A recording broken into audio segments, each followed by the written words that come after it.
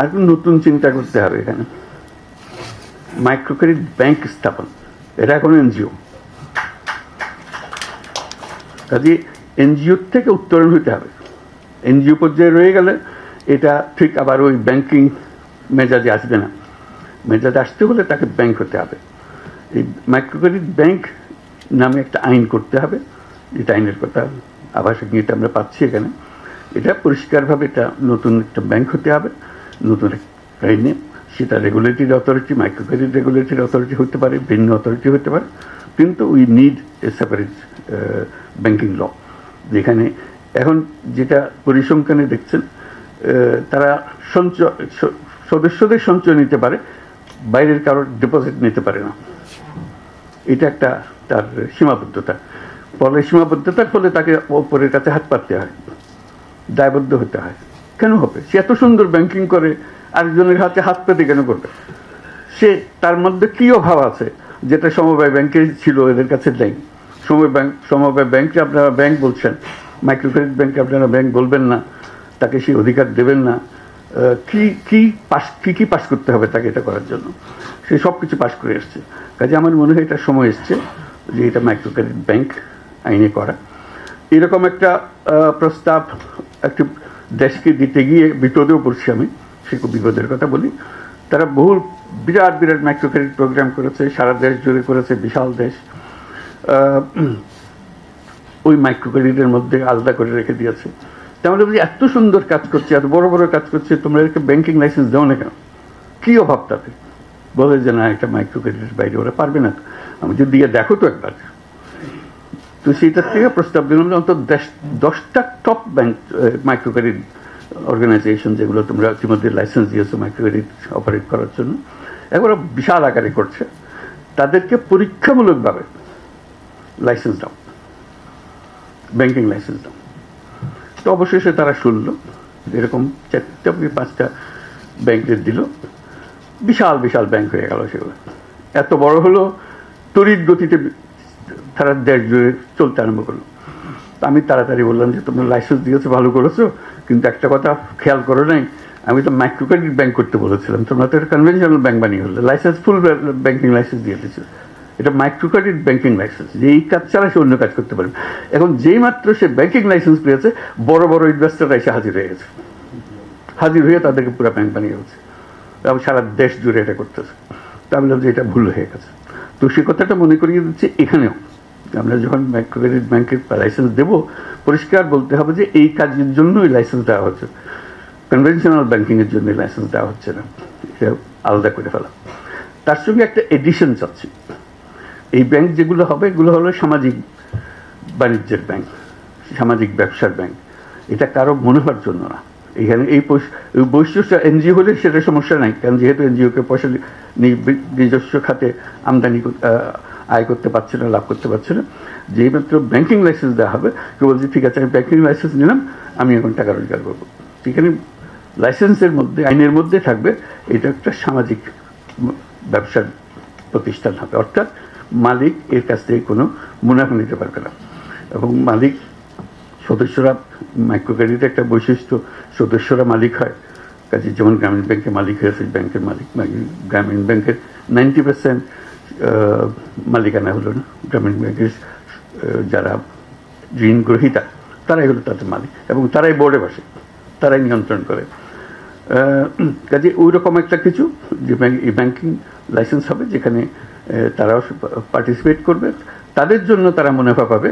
কিন্তু যারা ঋণ গ্রহীতা নয়, কোয়ালিফাই করে না, সেই রকম যারা ইনভেস্টার, তারা তাদের কাছ থেকে মুনাফা নিতে পারবে না। এই একটা বিশেষ অংশ তার মধ্যে থাকতে হবে। দ্বিতীয় অংশ যেটা থাকতে হবে, যেটা আমরা বারে জোর করছি, এই পুরো গ্রামীণ মাইক্রো ক্রেডিট গ্রামীণ ব্যাংক সৃষ্টি হওয়ার মূলে যেটা ছিল, এটার আইডিয়া যে মানুষ মাত্রেই উদ্যোক্তা। এটি হলো অন্যান্য জিনিসের থেকে যে আমরা পৃথক করলাম। মানুষ মাত্রই উদ্যোক্তা, সে চাকরি চাইবে না, নিজে উদ্যোক্তা হবে। এই উদ্যোক্তা হওয়ার জন্য তাকে আমরা হাতে সরঞ্জাম তুলে দিচ্ছি, যে কারণে সে উদ্যোক্তা হতে পারবে। এখন আমরা তরুণদের, তাদের পরিবারের সদস্য, তাদের ছেলে মেয়ে যারা আছে, যারা চাকরি সন্ধানে বয়স হতে হতে সবাই বলে চাকরি খোঁজো, এটা আর বলবে না, যেহেতু মাইক্রো ক্রেডিট ব্যাংক আছে। যে কোনো ছেলে, যে কোনো মেয়ে মাইক্রো ক্রেডিট ব্যাংকের কাছ থেকে বিনিয়োগ পাবে। যে সমস্ত টাকা সে যে টাকার ইনভেস্ট করতে চায়, সেই ইনভেস্টমেন্টের টাকা ব্যাংক থেকে আসবে, বিনিয়োগ হিসেবে আসবে।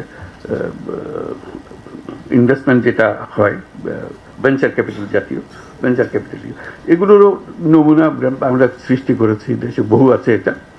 এটা হলো যে যে বিনিয়োগ করছে তার কাজ হলো তাকে তার কাছ থেকে লাভ নেওয়া না, ক্রমে ক্রমে তাকে সুযোগ দেওয়া যে বিনিয়োগের যে টাকা দিয়েছে সেই টাকাটা আস্তে আস্তে শোধ করে দিলে তাহলে সে পুরোপুরি মালিকানা তার হয়ে যায়। প্রথম দিকে সে যদি 90% মালিকানা যে বিনিয়োগ করেছে তার হয়, তার সঙ্গে শর্ত হবে যে তুমি রোজগার করে করে আমার থেকে শেয়ারগুলো কিনে নিয়ে যাবে, আমি তোমার ব্যবসা নিয়ন্ত্রণ করতে চাচ্ছি না, এটা আমার কাজ না, আমার কাজ হলো তোমাকে উঠে উপরে ওঠানো।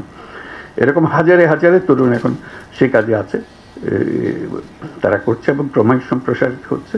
সেটাও এই ব্যাংকের নজরে নিয়ে আসা। এই ইনভেস্টমেন্ট, যদি ইনভেস্টমেন্টের টাকা পায় তাহলে কোনো তরুণ আর চাকরির সন্ধানে যাবে না, যাওয়ার কোনো দরকারও নাই। তার কাছে বহু বুদ্ধি, বহু জিনিস সে করতে পারে, যেটা আগে গরিব মানুষ কেমনে টাকা শোধ দেবে, 500 টাকা লোন নিলে সে শোধ কেমনে দেবে, এটা বিরাট গবেষণার বিষয় ছিল, সমস্যার বিষয় ছিল। এখনো মনে হয় যে এই ছেলে মেয়ে তাদেরকে টাকা দিলে তারা কি সত্যি সত্যি ব্যবসা করে টাকা ফেরত দিতে পারবে, ওই সন্দেহ আবার আসছে। তো সেই সন্দেহ অতিক্রম করার জন্য আমরা বাস্তবে সেগুলো করেছি। বহু নমুনা আছে, কারণ যেতে পারে, যে কেউ যেতে পারে, কিন্তু সরকার হিসেবে আমাদের দায়িত্ব হলো সে প্রতিষ্ঠানগুলো সৃষ্টি করে দেওয়া। কাজে এই ব্যাংক সৃষ্টি করার দায়িত্ব হলো আমাদের। এই যে যারা তরুণরা আছে, মহিলা পুরুষ, ঘরে বাইরে যেখানে যেখানে আছে, তারা যেন এই বিনিয়োগটা পায় এবং নিজের বুদ্ধিতে নিজের ব্যবসা করে ফেলতে পারে। কাজে আজকে মাইক্রো ক্রেডিট রেগুলেটরি অথরিটির এই বিল্ডিং উদ্বোধনের প্রসঙ্গে আমরা বহু কথা বলার সুযোগ পেলাম। আমরা তাদেরকে ধন্যবাদ দিচ্ছি এবং এখান থেকে আবার নতুন অধ্যায় সৃষ্টি হোক। যে এই যে পর্যন্ত আসলাম, এটা বিরাট একটা অধ্যায়, কিন্তু আমরা বিরাট অধ্যায় শেষ করে আজকে নিজস্ব ভবনে আসলাম, যে কথা বারে বারে উল্লেখ করা হয়েছে। এখান থেকে আমাদের যাত্রা কোন দিকে নিয়ে যাবে সেটাও আমরা আজকে স্থির করলাম। সবাইকে ধন্যবাদ। আসসালামু আলাইকুম। খুব ভালো লাগলো পুরনো জগতে ফিরে এসে।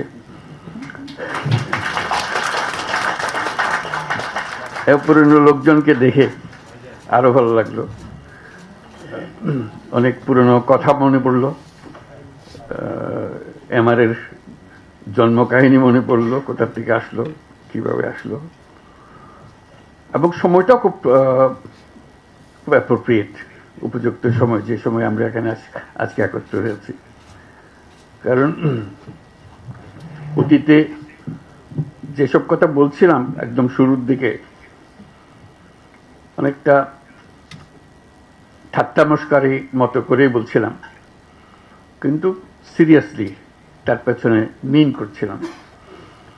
আমরা যখন গ্রামীণ ব্যাংক করলাম, আপত্তি উঠলো এটাকে ব্যাংক বলা যাবে কিনা, গরিব মানুষের টাকা দেওয়া এটাকে ব্যাংক হলো নাকি, একটা ব্যাংকের অপমান করছেন আপনি, এটা একটা বড় ইস্যু হয়ে গেল। তা আমি বারে বারে জিজ্ঞেস করলাম, ব্যাংক বলতে আপনারা বুঝেনটা কি, সেটা আমাকে বলেন। ওটা আর বলেন। তা বললাম যে এটাই হলো, আমরা যেটা করছি এটাই হলো প্রকৃত ব্যাংক, আপনারা যেটা করছেন এটা নিছক লোক দেখানো ব্যাংক। তো এটার ব্যাখ্যা চাইলো সবাই, এখানেও আমি বলছি যে এটাই আমাদেরটাই প্রকৃত ব্যাংক, তোমাদেরটা লোক দেখানো ব্যাংক, যেটাকে তোমরা ব্যাংক বলছো। তা আমি ব্যাখ্যা দিলাম, বললাম যে ব্যাংক শব্দটার উৎপত্তি হয়েছে একটা শব্দ থেকে, যেটা হলো অর্থ হলো ট্রাস্ট, ডিপেন্ড করা। তোমরা সেটা বানিয়েছো ডিস্ট্রাস্টের ভিত্তিতে, অবিশ্বাসের ভিত্তিতে। কারণ তোমার কাছ থেকে টাকা নিতে হইলে তুমি কেন জামানত চাও, যে ধরে নেব যে তুমি টাকা নিয়ে পালিয়ে যাবে, সেজন্য আগে শক্ত করে তোমাকে বেঁধে নিই, জামানত দাও, জমা করো, তারপরে তোমার হাতে টাকা দেবো এবং তোমার উপর নজর রাখবো। কাজে তোমার যে শুরু, যে শব্দ থেকে ব্যাংকিং সিস্টেমের উদ্ভূত অভ্যুত্থান হলো, সেটার থেকে তুমি বিচ্যুত হয়ে গেছো। আমাদেরটা হলো আসল ব্যাংক, যেটা মানুষের বিশ্বাসের উপর ভিত্তি করে আছে, কারণ এখানে কোনো জামানত নাই। এটা জামানতবিহীন ব্যাংক।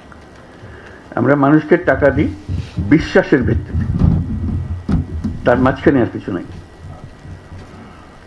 তো বলে যে না, এটাকে হয় নাকি এরকম বিশ্বাসের ভিত্তিতে আপনি অল্প অল্প টাকা দিতে পারবেন, বড় বড় টাকা দিতে পারবেন? আমি যে পারবো, কোনো অসুবিধা হচ্ছে না তোমাদের। যেটা একদম প্রথম দিকের কথা। এরপরে তো অনেক কিছু হয়ে গেল।